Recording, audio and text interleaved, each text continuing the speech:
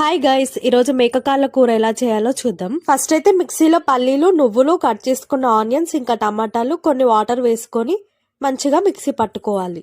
ఇలా మిక్సీ పట్టిన తర్వాత ఆ పేస్ట్ ని పక్కన పెట్టాలి. ఆ తర్వాత కుక్కర్ లో 3 టేబుల్ స్పూన్ ఆయిల్, దాంట్లోనే జీలకర్ర, మిరియాలు ఒక 4, లవంగాలు ఒక 4, ఇంకా చెక్క ఒక 2, యాలక్కాయలు 3 వేసుకోవాలి. ఇప్పుడు నీట్ గా క్లీన్ చేసుకున్న మేకకాలను వేసుకొని ఒక 2 నిమిషాల తర్వాత అల్లం, పసుపు, టేస్ట్ కు సరిపోయిన ఉప్పు, కారం వేసుకొని ఒకసారి మొత్తం కలుపుకోవాలి. ఇలా మొత్తం మంచిగా కలుపుకున్న తర్వాత మనం మిక్సీ పట్టిన టమాటా పేస్ట్ ఏదైతే ఉందో దాన్ని కూడా వేసుకోవాలి దీంట్లోకి.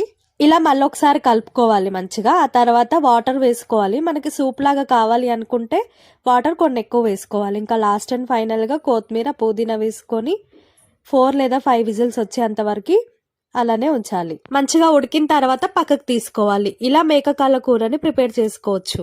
అంతే. ఇంకా మీకు ఈ వీడియో నచ్చితే లైక్ చేయండి, మన ఛానల్ ని సబ్స్క్రైబ్ చేసుకోండి. Thank you.